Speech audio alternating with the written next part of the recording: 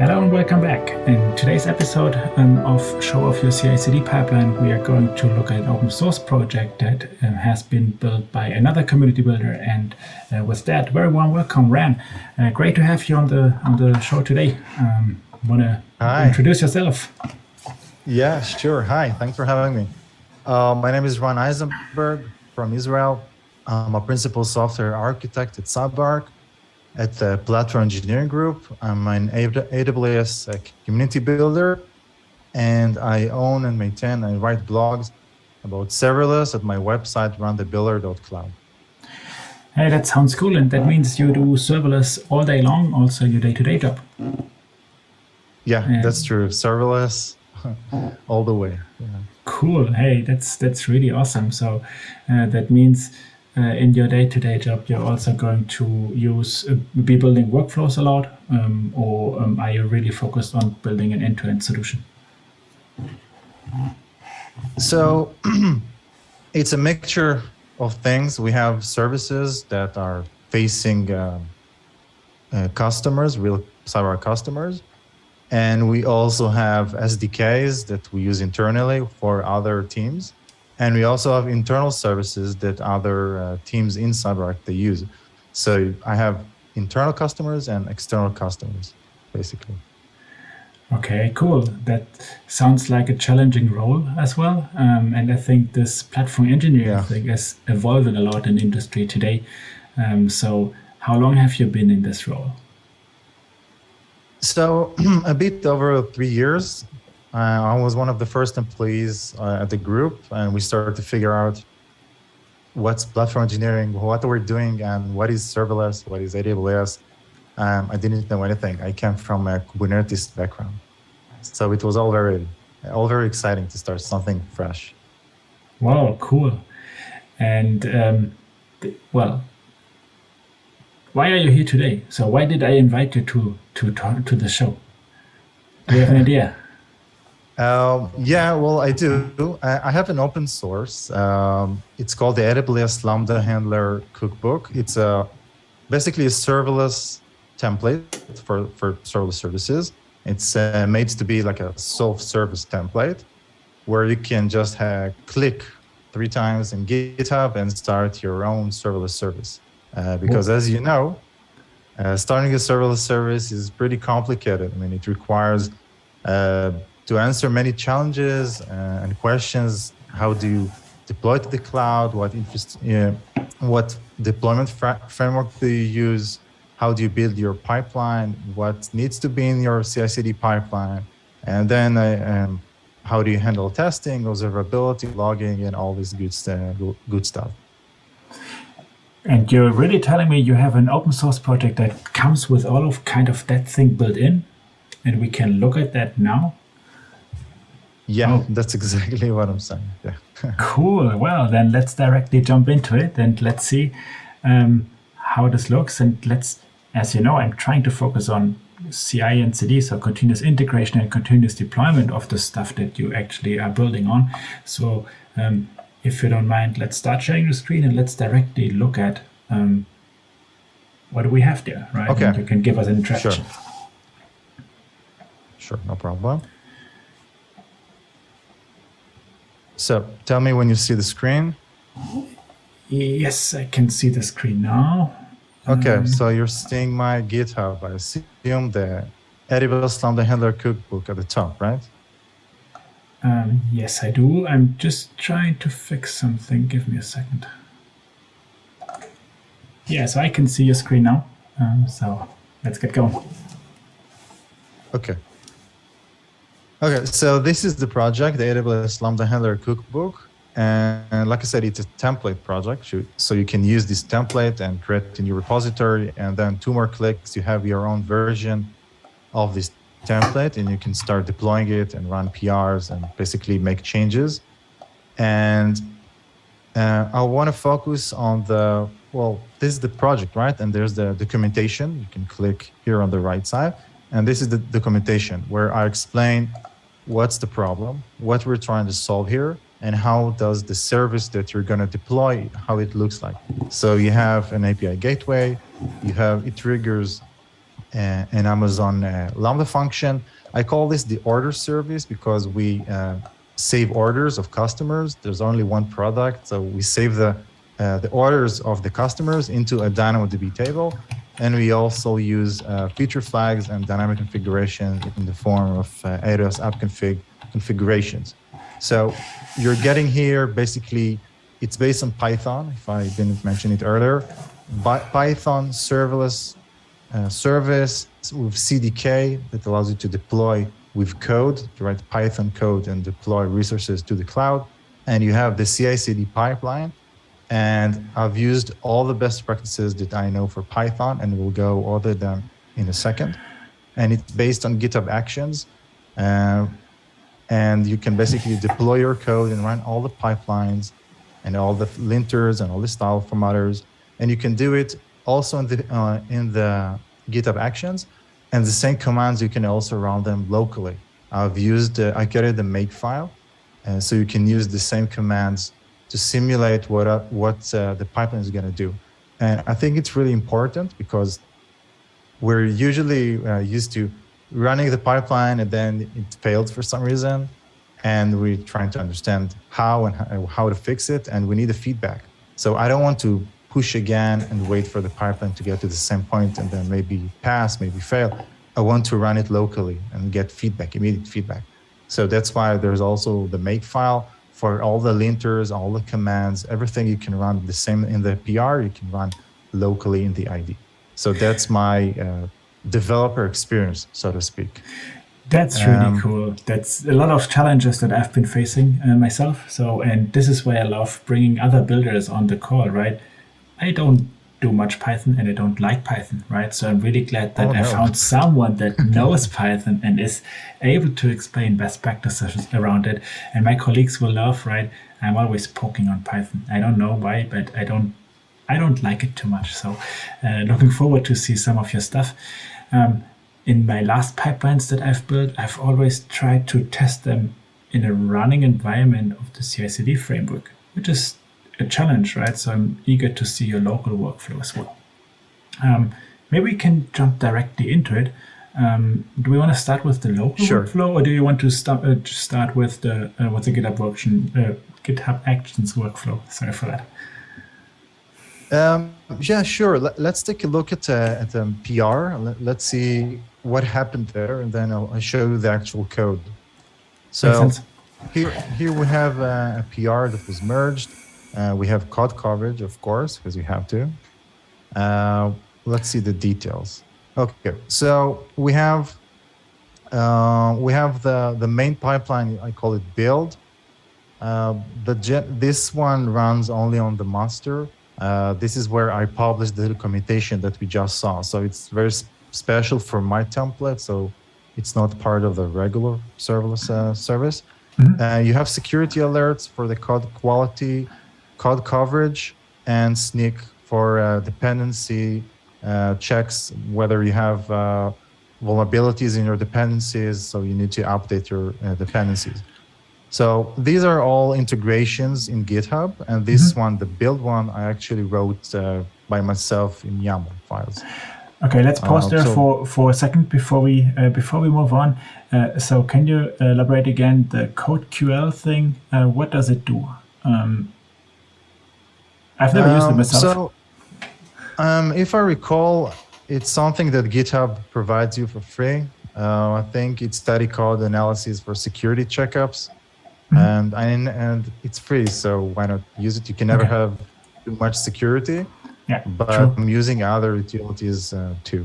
Okay, and then you have also Sneak to do dependency management and do kind of a dependency analysis to find other vulnerabilities that are part of the use dependencies. Yeah, cool. Yeah. It creates. It provides me a report with Sneak. It creates me PRs when there's a vulnerability and there's a fix that it knows how to fix. So it's very handy because I can know, I can either set it automatically and just, make it work so I'm secured. It's very similar to Dependabot, if you're familiar, just another flavor. So they're all doing very similar things. Okay, cool. So now let's look into the build phase. I would assume that there you're gonna do some unit testing as well, or what is part of that? There's more than unit tests. Don't worry. Oh, cool. So, we're gonna set up the environment. We're checking out the code. We're setting up Python 3.9, and we're setting up Node because we need it for CDK. And then we go ahead and install the local environment. We have all the dependencies that we need, require. We have dependencies for the test, all the local linters and style formatters, stuff like that. And then we also have the service dependencies, the dependencies that we require for the Lambda function for the service itself. So in this stage, we install all the requirements into the local environment. We configure the AWS environment with the secrets so we could deploy to AWS. And then we start to run all the linters. So we start with the pre-commit, and I've added there all sorts of string rules, JSON, we have double quotes instead of one quotes, all sorts of small style formattings. Then we have Flake 8 and MyPy. Flake 8, they're both static code analysis tools. MyPy is more type-based, and Flake is more generic, I'd say. But together, they offer really strong Python analysis, and they're making it more type strict. Because as you know, Python is not you can do basically whatever you want, but it's really encouraged to use types, hints, and to make it a bit Java-like, so to speak, or C++-like, and use typed hints and define and let every parameter that you use should have in your functions should have a type hint, and you should really make sure that you don't break the rules. If you're getting a string, you should send it a string. So these tools, they can verify that you're not making any errors and basically save you from bugs. Cool. Then we have file formatting. I'm using YAPF, which is, I think it's Google-based. I really like this tool. It's really quick. I use it at work. So I said, hey, why not? It's gonna enforce this same style formatting all over the files. Really important, I think, to have the same style between developers, right? Everybody can have their own style, but this enforces one cohesive format. Then we have complexity scan, which is really cool. It's called Radon and Xenon. They're both open source.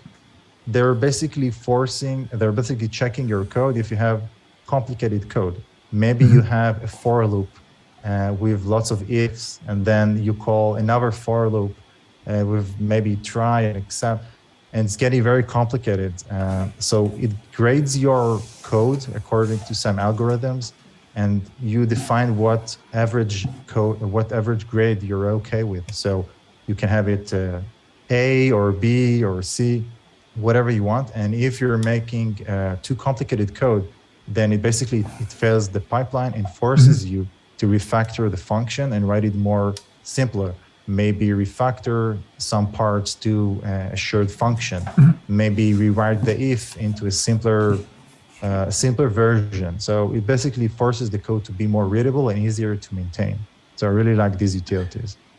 Okay. And then we're getting to the unit tests. So we have unit tests. For serverless, I'm usually do a more schema validation or more isolated functions where I can test the Python code of the Lambda handlers. Then I can deploy to AWS, and it really does deploy with CDK and does every time I push here, it really deploys it, and it works. Now this is a point I would like to understand better. So we're looking on a pull request workflow execution, if I recall correctly.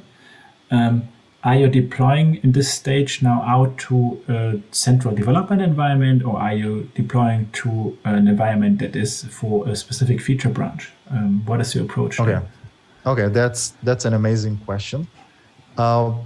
So I actually talk about it in my writing a blog post about serverless testing, and this is a point in one of my guidelines that I'm gonna describe. So a really good question. So you can have two options. You can have either all the developers have their own accounts and they can develop there, or you can have one dev account for all the developers, but when they deploy, the stack name is going to have a prefix, and the prefix is going to be the developer GitHub name. That's what I did here. So when I deploy it, it's going to have my GitHub username at the beginning, so I don't push to master. It's my own local stack. I can do whatever I want. Same thing in the PR, and same thing for the master. It's going to have a different prefix. So when you're running a PR, you're testing on a new stack. You're making all the tests, and only once it passes, you can go on to the next stage, to the master build, and then you can really deploy and make changes to the real master stack. Okay. This is absolutely awesome. Yeah. So from the way that I see this is kind of bringing up an ephemeral environment, and then at the end of the workflow is going to destroy that environment again. Yeah. Okay. Cool. Yeah, that's cool. True. Yeah. So now that I have my own stack, it's a new stack, I can run the integration tests, and my idea here is to run them. I trigger the Lambda function handler in the IDE, and I work against real AWS resources. And the reason for that is, it gives me the real thing. It's better to debug and have breakpoints for my real code that works with real services. I'm getting real responses from the API calls, and I can really work properly and have breakpoints. And I can even mock whatever I want. I can mock the API call to AWS. I can simulate an exception in DynamoDB, and then I can see that my code knows how to handle the exceptions. So it's really easy like that to basically debug in the IDE my Lambda functions. Then the code coverage. So the code coverage part, I forgot to mention that in the integration tests part, it says integration, but I also run here. I calculate the code coverage here. So here I run the unit test and integration test together.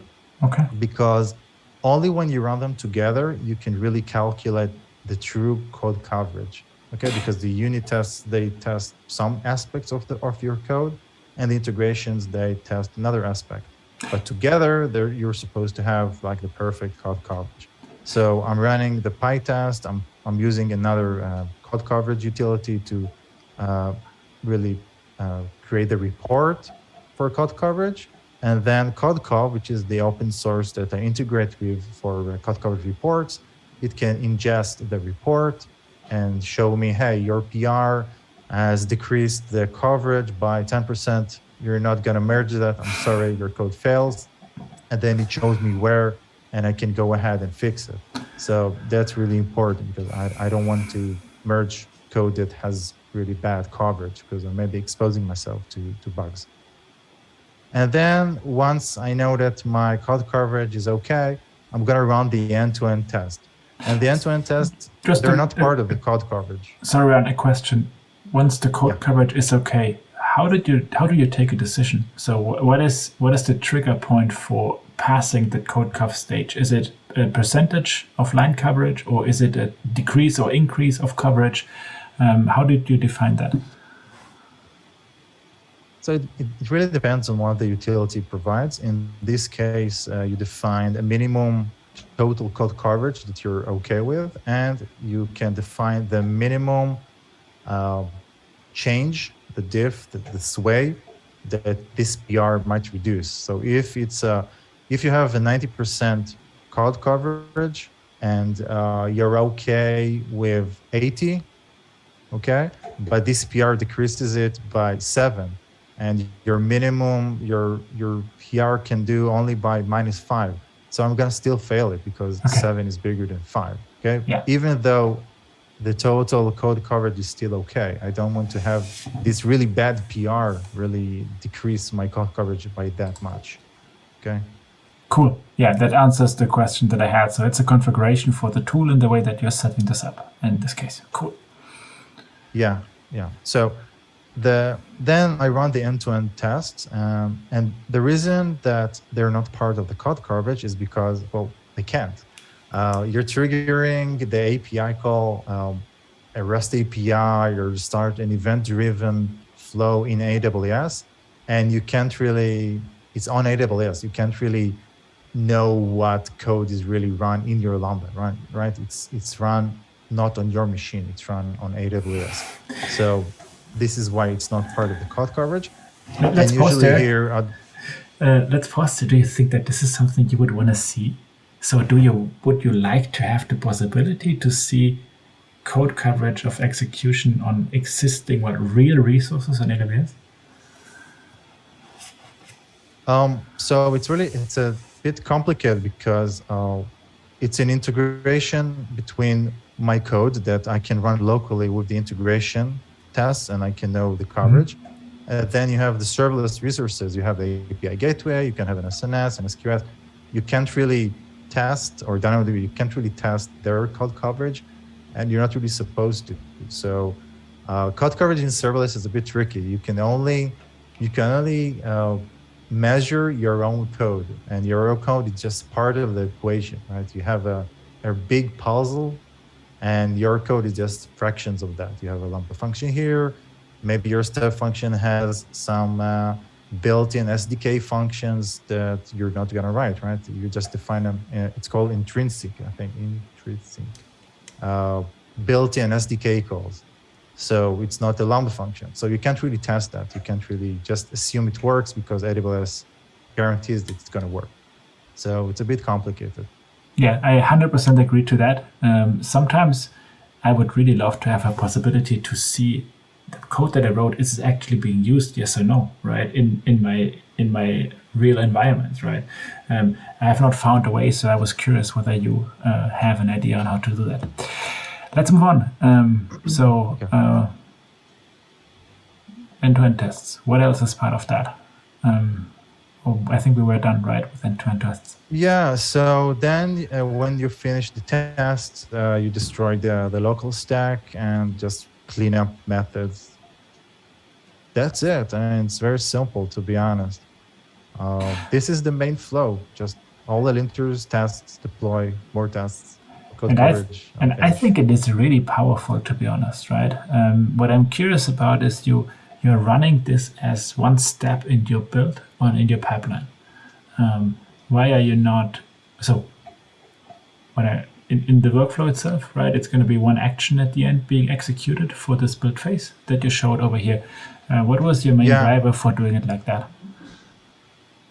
Because you need to set up a lot of things to run everything. You need to set up the Python and the Node, and you need to set up basically all the environment. So we just thought I'd just run it here. And because it's all, you have the integration tests that are running, and then you need to do the code coverage. And when I run the end-to-end, I still need to have the local dependencies. So I'm gonna have to reuse or rebuild a lot of steps again. So I said, hey, why not just set up the environment and run these steps? And it's not like I can run them in parallel anyways. It's really gated, and it's supposed to be gated. So I didn't see any advantage to separating it anyways. Yep, that makes sense. Thanks a lot for those details. So now we looked at the workflow and the pipeline, but we didn't see much code yet. So do we want to jump into code a little bit? Yeah.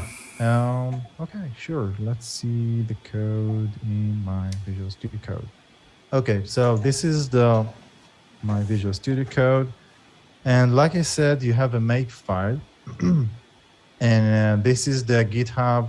So what I like about GitHub is that at work, I use Jenkins, and we use the plugins, all different extensions. And I didn't want that. I wanted something simple. I wanted something free that I can just write with code, simple code. And there's lots of examples in the community, and just have it work. And it was perfect. Just built in GitHub and got it to work. All you need to do is go to the .github, create a .github folder, workflows, and then define in YAML whatever you want to do. And it was very simple, to be honest.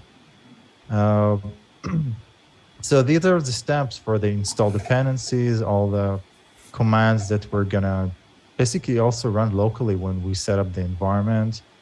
And then we have, you can see that I'm using the make file here. So here you have the make pre-commit, make lint, make complex, make unit, make deploy to deploy the entire stack to AWS. Make pipeline tests runs the coverage tests, unit with integration together, and then you have make end-to-end and make destroy. So whatever it runs here, I can run locally and just fix it if I forgot to do that. And I also did another cool command. It's called make PR, which just runs whatever you want to run and sorts your code to make it ready to pass PR. So it runs all the linters, and it also runs them in some of them with the pre-commit and the formatting. It also runs them with a flag to auto-fix your code. So it's not just going to fail, it's going to fix your code. So all you need to do is write code, develop, whatever, make deploy to the cloud, run the tests. When you're ready, you click, you run make PR, your code is getting sorted. Maybe you will have some lint errors, you're going to fix them, just push the code, and you have absolute certainty that it's going to work. So that's the whole developable experience that I wanted to go for. Oh, cool.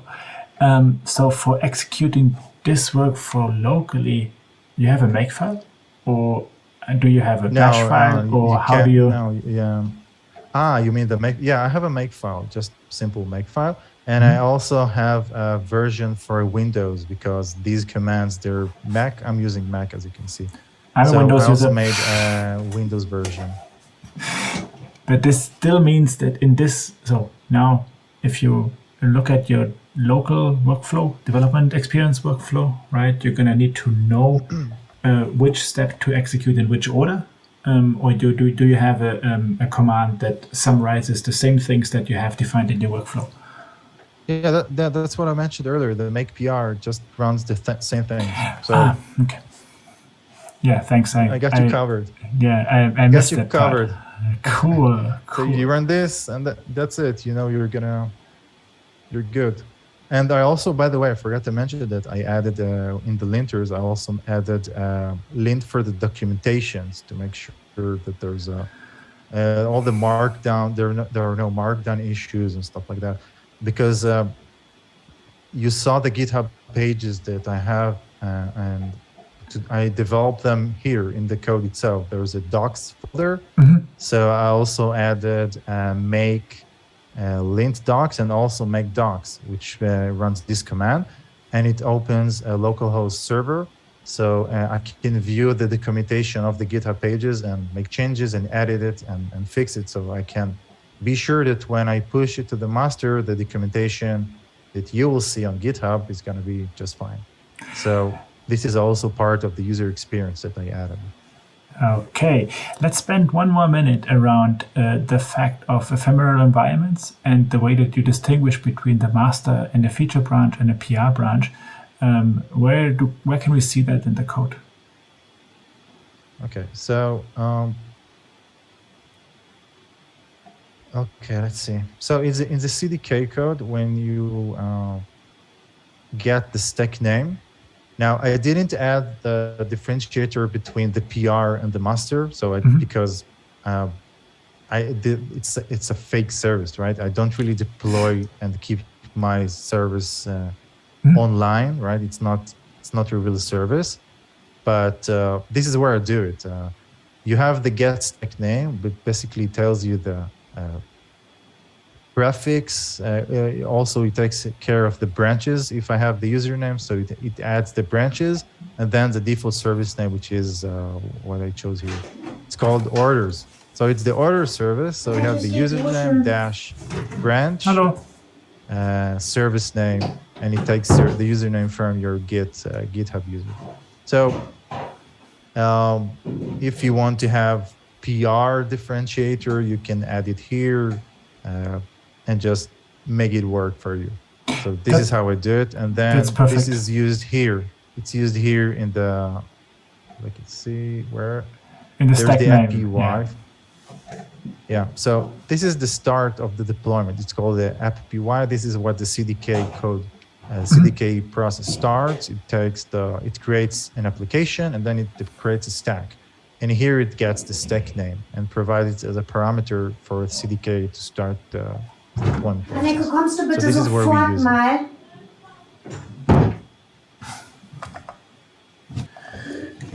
Okay, this is cool. 1 second pause. Okay, so this is then the CDK infrastructure as code that we're using here to deploy that out, and we can use the stack name that comes in at the end from the branch name or from the username to do the deployment at the end. One thing, I think we talked about that, right? All environments that are created on a branch or on a feature on a pull request are automatically destroyed right after the workflow is executed, right? Yeah, okay. So you're gonna have to add the logic for if you're on a master, don't delete the stack, right? Okay, yeah, cool. Like I said, it's a fake service, so I didn't do that because I don't want to pay for these resources. That makes sense. Yeah. What would you? But like I said, it's a template. You can extend it and use it to whatever you want to do with it. Yeah, and I think we need more like that, right? We don't have enough of these examples going out in the wild. So this is really great. How would you envision to have different environments for deployment from the master branch, right? So you would deploy to a development environment and then maybe later promote to a production environment. How do you think we would replicate that in your idea of running this workflow? So usually we work on the development environment, and when you create a PR, it can go to the test environment, run all the tests there. It passes, and then it deploys as master to the test, and then it runs again the tests, and then it continues again to the staging environment, maybe where it has more data, more information in its tables, in its database, so you can have more real simulation of real customers data, so the tests might fail there. When it passes the staging, again, you don't need to run the unit test, right? You need to run the integration and end-to-end tests because the code is the same. The unit tests are going to work. Integration, they require resources, and also end-to-end, so it makes sense to test them again. And again, you don't need to run the linters. It makes no sense. You already passed the code. You already merged it. Sorry. So after the staging, you can go to maybe integration environment where you check integration with other teams, other services, not mock them, like use real cross-account trusts and simulate the API calls or use cases between the services. And from there, you continue until you have until you go to production, basically. So it really depends on your requirements for environments. You might have pre-prod or things like that, but usually after integration, where you test against real master versions of services, I think it's more safe to go to the production environment. And by the way, if it's not really clear, you always have the same version in all the environments, all the accounts. Okay, so you don't have differences. When you start the deployment, you go from one environment to the other and deploy and update until it go to production, and everything has the same version. It can have different configurations, but at least the code base is the same. Thanks for that clarification. I think that was really important, and looking forward to other stuff that we can add to this example pipeline. So Ran, I think this has been really great. If you would stop sharing your screen, then I could bring you back into a big mode, at least to make yourself a little bit bigger when we do the recording. Thank you so much for joining me today and for walking us through this pipeline and through your CI/CD approach, which I think is really fantastic. How can people find you online? Well, you can find me on roundthebuilder.cloud on LinkedIn. Ran Isenberg with an S, and on Twitter also it's Ran Isenberg.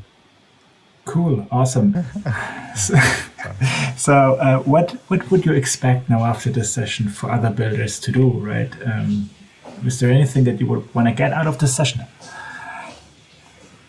Well, first of all, I really enjoyed it. I think that sharing knowledge, especially around serverless, is very important, and share experiences and approaches. I would like to hear other approaches and maybe people using different CI/CD pipelines like code pipelines. I haven't tried it. And I'd like feedback. You can open issues and talk to me and provide feedback. Maybe I missed something. Maybe I'm doing something wrong. Just let me know. Yeah, that's awesome. And I love the way that you approach sharing knowledge and presenting things online as well, right? I really have been following your blogs. This is really cool.